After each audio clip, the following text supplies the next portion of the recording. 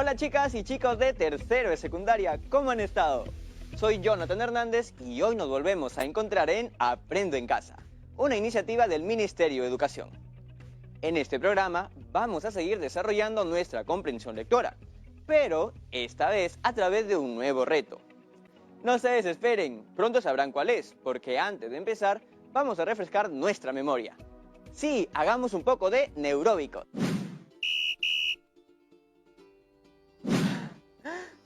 No, esperen, me confundí. Neuróbicos no es lo mismo que aeróbicos, que significa ejercitar capacidades físicas, como la flexibilidad, coordinación. Más bien, la neuróbica, término acuñado por dos médicos, los doctores Loren Katz y Menin Robin, en su libro Mantenga su cerebro vivo, publicado en Brasil en 2000. Es, según ellos, el conjunto de ejercicios mentales para mejorar el rendimiento del cerebro. Sí, y eso es lo que vamos a hacer recordando lo repasado, para calentar esas neuronas. ¿Listos? ¡Bacán! Vamos a recordar lo que trabajamos en la clase pasada. Primero, recibimos al experto Roberto Brañez, quien nos orientó respecto a los criterios que debemos considerar para la búsqueda y selección de fuentes confiables. Seguro que no lo han olvidado. Gracias a sus sugerencias, seleccionamos dos textos. ¿Qué es lo que está en juego? Y deforestación y degradación, las amenazas para la conservación de los bosques en el Perú. ¿Les gustaron los textos? ¡A mí sí! Sobre todo porque la profesora es una trome y nos explicó al detalle las técnicas para comprender mejor los textos. Creo que después de esa clase, a varios de nosotros nos gusta muchísimo la lectura, ¿o no? No hay nada mejor que leer. La lectura es la puerta a la libertad, ya saben. Bien, ya aprendimos a identificar información en un texto y a deducir relaciones entre ideas, haciendo inferencias. Eso estuvo interesante. El reto de hoy será explicar la intención del autor de los textos y saber sustentar nuestra opinión. En el día a día y en redes sociales, mucha gente comparte textos o artículos y opina al respecto, ¿verdad? Pero muchas veces no sustentan bien lo que opinan. Cuando leemos y opinamos al respecto, nuestras opiniones deben de partir del texto y de nuestra forma de pensar para sustentarlos. Hoy veremos cuál es el proceso. Vamos a seguir atentamente lo que la profesora ha preparado para mostrarnos. ¿Listas y listos en casa? No está mal hacer un poco de ejercicio físico para estimular la circulación de la sangre. Jonathan, ¿te estás preparando para un partido de básquet? ¡Profesora! ¡Hola! Justo la iba a llamar. No solo hacía un poco de ejercicio físico. Mente sana en cuerpo sano.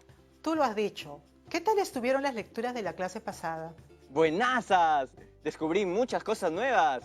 Me alegra escuchar eso, Jonathan. ¿Me podrías contar un poco sobre los textos con los que se trabajó? ¡Claro que sí! ¡Los tengo fresquitos!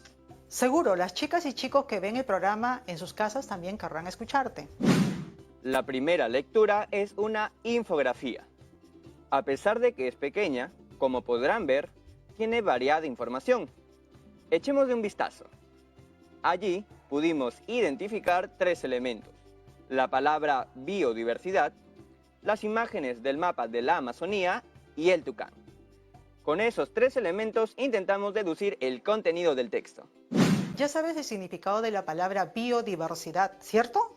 Yo no conocí el significado, pero aprendí cómo averiguarlo. ¿Qué debemos hacer cuando no conocemos el significado de una palabra? ¡Vamos corriendo a buscar un diccionario! ¿Sí o no, chicas y chicos? Era broma. Lo dije para saber si en sus casas están prestando atención. Una de las formas para conocer el significado de una palabra es observar las palabras que la rodean y tratar así de inferir o deducir su significado por el contexto, para no cortar nuestra lectura ni distraernos. Otra forma es analizar la morfología de la palabra, o sea, su composición. Así, primero tenemos el prefijo bio, que significa vida u organismos vivos. Y luego tenemos la palabra diversidad, que significa variedad o cosas distintas. Si uno no cuenta con más datos, la forma que conviene para conocer el significado de una palabra es esa. Vamos a observar el otro texto. Un momento, ¿ya conoces el significado de deforestación y degradación? ¿No? Así es. De acuerdo a la institución Green Space, la deforestación es la pérdida de bosques y selvas debido al impacto de actividades humanas o causas naturales. ¿Y degradación? De acuerdo a la institución World Wildlife, que significa vida silvestre del mundo, cuando un bosque se degrada, significa que aún existe, pero ya no funciona bien. Una pena. Se convierte en una versión reducida de lo que solía ser, y su salud disminuye hasta que ya no puede sustentar a las personas y a la vida silvestre. Por ejemplo, un bosque degradado deja de filtrar el aire que respiramos y el agua que bebemos, o de proporcionar alimento y refugio a los animalitos. Aproximadamente 6.5 millones de millas cuadradas de bosques tienen un alto riesgo de degradarse en los próximos 10 años. Una estadística desafortunada. Entonces, en líneas generales, lo que se trabajó la clase pasada fue aprender a identificar información e inferir. Se infiere el tema de los textos, así como también el significado de las palabras, ¿cierto? Ahora, es válido, si no es posible inferir, buscar más información respecto al tema. Y eso fue lo que hiciste. Como me comentas, revisaste información siguiendo las sugerencias del experto Roberto Brañes. Respecto a la lectura de hoy, tengo una sugerencia que quisiera proponer. Mientras estaba investigando lo de deforestación y degradación, encontré un viejo escrito que hice cuando me fui de viaje a Lunahuaná. Un hermoso lugar al sur de Lima, en Cañete, mucha naturaleza. Sí, mucha naturaleza. Recuerdo que me picaron duro los mosquitos, tanto que cada vez que recuerdo el viaje, me rasco. Bueno, quisiera compartir ese pequeño escrito con todas y todos. ¿Le parece bien? Claro. Aquí voy. Era una mañana soleada y muy bonita cuando fui a Lunahuaná. Pegado a la ventana iba yo todo el camino, apreciando el maravilloso paisaje. Llegué muy cansado. Sin embargo, decidí salir a descubrir la aventura que tenía por ofrecer aquella ciudad. Primero, decidí pasear en cuatrimoto. Yo nunca había manejado una moto en mi vida, pero con las indicaciones que me dieron, hice la ruta sin problemas. La vista fue espectacular. Lástima que no pude tomar fotos por obvias razones. Me sentí cansado, así que pensé que un buen descanso vendría bien para reponer las energías y seguir con la aventura. Me quedé dormido hasta el día siguiente. ¡Qué pena! Bueno, pero apenas me desperté fui a hacer canotaje. Todos remábamos fuerte para sentir la adrenalina, a pesar de las advertencias que nos había hecho el guía. Pero la adrenalina nos ganó, y el bote se volteó, y todos caímos al río. Felizmente, pudimos volver a subir y continuar el paseo, obvio, ya más calmados. Muy buen relato, Jonathan. Y cuéntanos, ¿qué sugerencia interesante nos tienes con respecto a ese texto? Que podríamos leer hoy un texto sobre alguien que hace un viaje al bosque y nos cuenta su aventura, así como la mía. Entonces vamos a buscar un texto similar al tuyo. Aquí tengo uno muy interesante. Primero leo el título, Una mirada chaparrí. ¿Qué te sugiere el título del texto? Pues parece que se trata de una visita a un lugar llamado Chaparrí. ¿Conoces ese lugar? No, pero me gustaría conocerlo. Empecemos a conocerlo entonces, a través de la lectura. Comienzo yo y nos vamos turnando. Atentos, todas y todos en casa.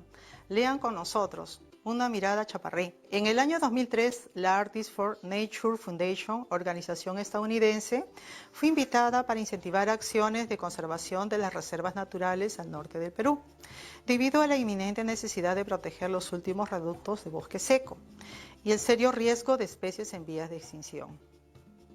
Visitaron Chaparrí, la primera área de conservación privada, entre otros bosques. Van Dusen, uno de los artistas del equipo, compartió una reseña de la experiencia que se llevaron al visitar Chaparrí. Lo que está a continuación es un fragmento de ello. Continúa, Jonathan. Nuestra estancia en Chaparrí incluye un tour a la cercana comunidad de Santa Catalina de Chongoyape, donde los artistas unieron sus talentos para pintar un mural en el centro comunitario. Las tierras alrededor del poblado están desnudas y degradadas, y es difícil imaginar el cultivo de tal terreno. Esto nos hace admirar aún más la resolución de los pobladores y su dedicación en el establecimiento y protección de la reserva de Chaparrí. Ese es un ejemplo que augura buenas esperanzas para el futuro de la región. Durante nuestra estancia visitamos una vivienda, construida de ladrillo y barro. Fuimos invitados a la cocina para ver los cuyes o cobayos. En medio de un entra y sale de niños, perros y gallinas, subimos al elevado umbral y de allí entramos a la tenue luz de la cocina. Según nuestros ojos, se adaptan a la luz. Vemos pequeños grupos de cuyes de todas tallas, patrones y colores, amontonados en las esquinas y corriendo de un lado para el otro, a lo largo de la pared. Para hacernos el show, nuestro anfitrión agarra un puñado de hierba fresca y lo lanza hacia el centro del piso. Esto provoca una estruendosa avalancha de chirridos y agudos silbidos de los pequeños animales que buscan en el montón de hierba y se disponen a devorarla. En nuestra última tarde en Chaparrí, Darren Res y yo desafiamos el sol del mediodía y caminamos hacia arriba, pasando el cercado del oso hasta alcanzar una vista panorámica, con una espléndida vista de las montañas de Chaparrí por un lado y el embalse y las tierras bajas por el otro. Notamos que el precioso gorrión de Tumbes es el ave más común en estas laderas altas secas. Pintar aquí es un trabajo desafiante y caliente, pero la ligera brisa hace el calor más soportable. De regreso en la casa, un rápido chapuzón en el río borra pronto los efectos del polvo y el calor de la tarde. Y queda luz solo para que yo termine una acuarela del colibrí Vendri-Rufa, posado sobre el arroyo. Siga, profesora. Después de una semana en la reserva, es hora de emprender camino hacia el norte, aunque muchos de nosotros lamentamos la partida. Todos coincidimos en que, a pesar de la tarántula en la ducha y el ocasional pecarí debajo de la cama, Chaparrí es un fino lugar de estancia para un artista. En nuestro viaje en dirección norte hacia Ecuador, fracasamos en la búsqueda del alcaraván peruano y la cortarrama peruana, pero tuvimos mejor suerte con un dormidero de búhos, cerca de Olmos. Nuestro carro golpea desafortunadamente a un gran perro negro que corrió de repente hacia el medio de la carretera y tuvimos otros casi choques con ovejas, cerdos, vacunos y gallinas. Los animales sueltos son un peligro constante mientras se maneja. Donde quiera vemos evidencias de una infraestructura que se derrumba y la cantidad de basura alrededor de los poblados es desconcertante. Con tantos problemas sociales que necesitan atención, nos preguntamos si la conservación podrá algún día ser una prioridad aquí. Barry Van Dusen. ¡Qué buen texto! Sí, es un texto interesante. Ahora, ¿me puedes decir dónde queda Chaparrí? ¿Todos en sus casas ya lo saben? Profesora, antes de eso, vayamos a un corte comercial. ¿Le parece? Claro, así permitimos que hagan memoria en casa sobre el texto leído. ¡Ya regresamos!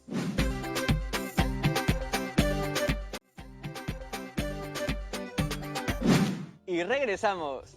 Justo le comentaba a la profesora sobre lo bueno del texto. ¿Y ya me puedes decir dónde queda Chaparrí? Todos en sus casas. Ya lo saben, ¿no? Han tenido tiempo. En Chongoyape. ¿En qué parte del texto se encuentra ese dato? Justo en el inicio, en la primera oración de la reseña. ¿Sabes dónde queda Chongoyape? Recuerdo que una amiga una vez me contó que viajó allá, porque sus abuelos son de Chongoyape. Queda en Chiclayo, región Lambayeque. Eso no está en el texto. Así es. Chaparrí es una de las reservas naturales que se encuentran en el norte de nuestro país. Es importante, chicas y chicos, que tratemos de averiguar esos datos por nuestra cuenta, ya que no están presentes en el texto y no los podemos inferir. Sugiero que investiguen o pregunten a sus padres o alguna otra persona cuando eso ocurra. Bien, antes de empezar con el análisis de la lectura, es importante indicar que estamos ante un texto continuo y de tipo narrativo. Un texto continuo es aquel que sigue una secuencia de ideas que se desarrollan una tras otra y que está generalmente organizado en oraciones y párrafos. ¿Y qué más? Por su contenido, es un texto narrativo, ya que nos relata una secuencia de hechos y vivencias que experimenta, en este caso el viajero.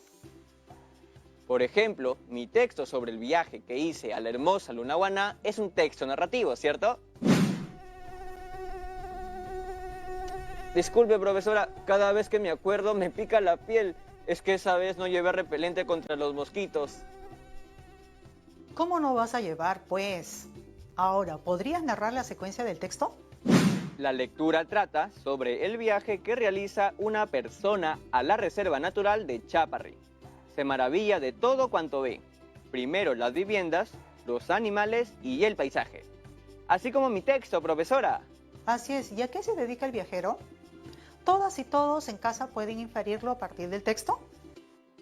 A ver, déjeme revisar otra vez el texto. El viajero es un artista. Lo dice casi al final de ese párrafo. La oración final dice: Van Dusen, uno de los artistas del equipo. Lo dice la oración final, como tú mismo señalas.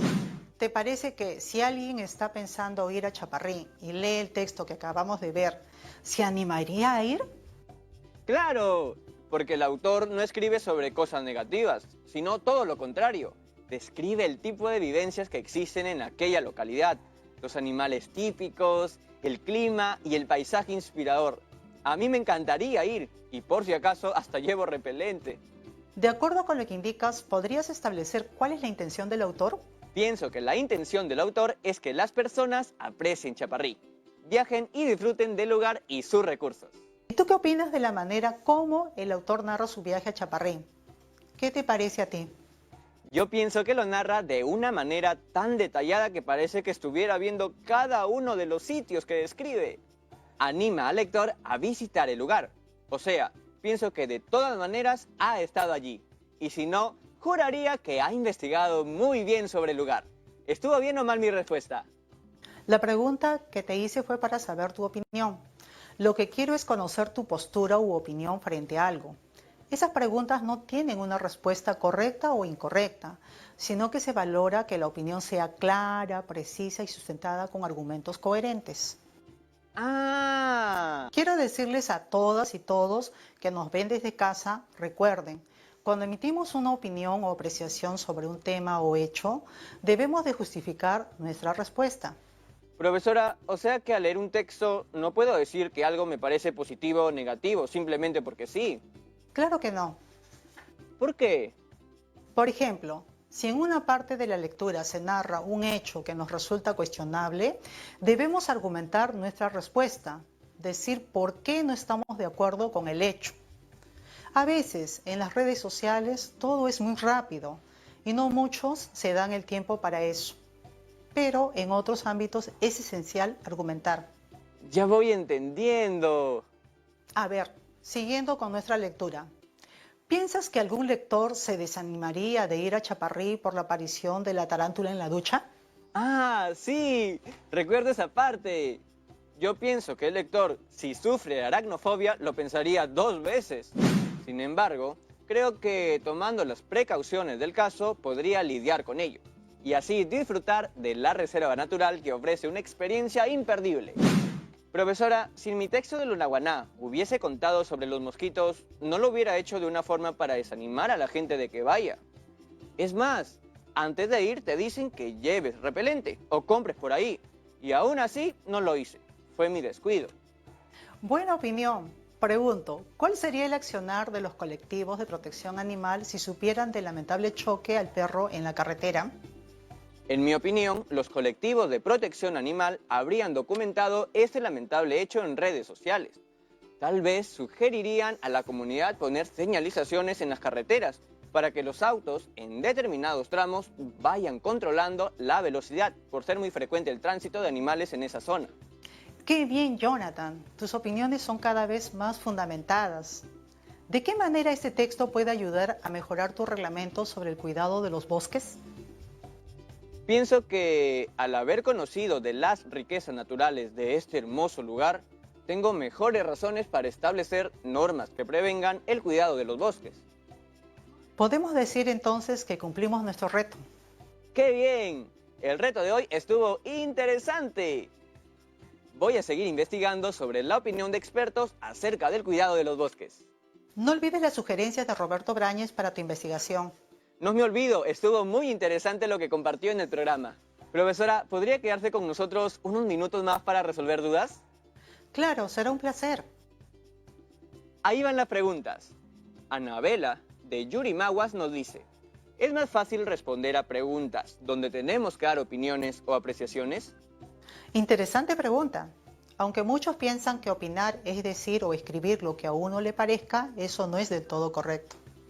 Hay muchas personas que piensan así, ¿no? Sí, pero están equivocadas. Al opinar se debe tener en cuenta algunas consideraciones.